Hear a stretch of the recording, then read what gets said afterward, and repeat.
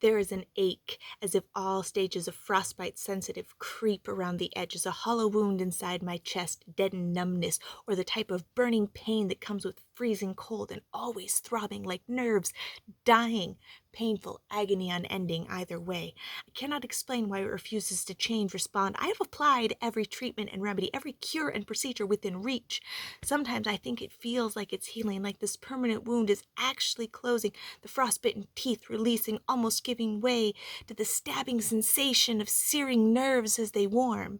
But then, in the dark of night, like lengthening living shadows creeping under closed doors and through cracks, slipping up and into my ears, the sinister whispers of my internal demons fill my head until it's full of deafening, toxic static. I cannot hear my better self through it. I cannot hear the people who love me over it. Just the multitude of vicious voices, wounding words in a cruel cacophony. Real and remembered from the careless or hateful people of my history, or created, constructed in my mind from the monstrous personifications of various illnesses and injuries of my heart, mind, and soul. No matter the source, their words are like the serrated teeth from eldritch horrors in the deep, gnawing away at the lifeline that ties me to the land that is where home and happiness dwells and keeps my head above water as I struggle, exhausted, to force my body another aching inch closer to those calling me back to them. As this lifeline frays, each strand snapping under the assault, I lose what little ground I've covered, sending me further adrift. I sink under depression like a thick, viscous fluid filling my lungs, and I'm choking with suffocating anxieties. I forget what it's like to breathe freely, even as I try to break up the surface once again. Sleep brings no relief. Either it does not come to visit me at all, or it is dragged to me under the influence of medication. It brings no rest for the body or mind, just nightmares and cruel dreams and a shallow and restless unconsciousness. Waking hours are so often spent trying to distract myself with anything in any way long enough to make it through the day, 1 hour, 1 minute, one breath, or heartbeat second at a time. I have no desire to eat, and sleep is no friend, as I've said. I have no desire to really live, though my ever stubborn nature refuses to not survive. So I do. Too stubborn, I refuse to lay down and die. I keep fighting the good fight, as it's the only thing I know how to do. I've been doing it for so long, this war is all I know. Years of pulling myself up by the bootstraps, so many times they've broken from the pressure and been knotted back together again and again, with anything keep them solid enough so I can pull up on them again, with everything slick with blood, my hands a mess of scars and open wounds that match perfectly with the straps and knots. I am not living my life to the fullest. I am simply surviving each day I can.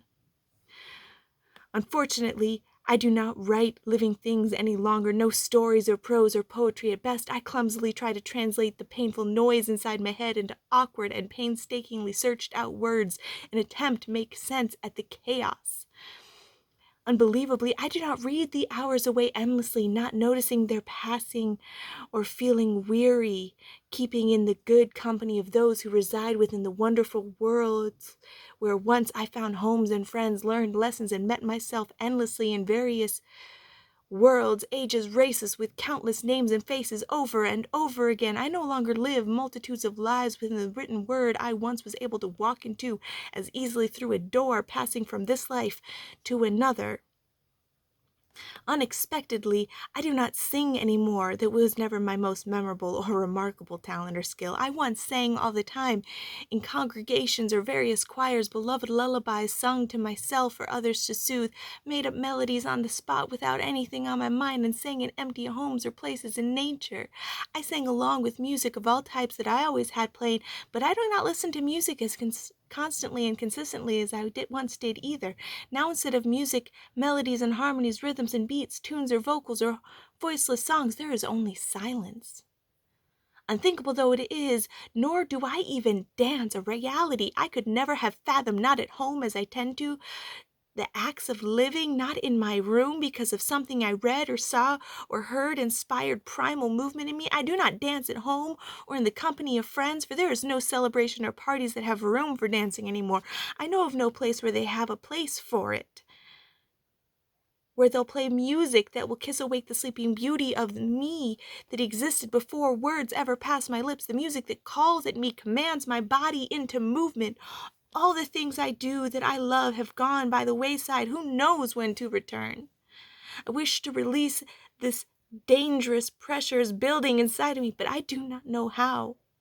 All I've ever known is either lost or forbidden to me, taboo behavior. So in this limbo, a personal purgatory, I waste away melancholy, and I am denied the closure I long for in either life or death. Anything but this frostbitten ache.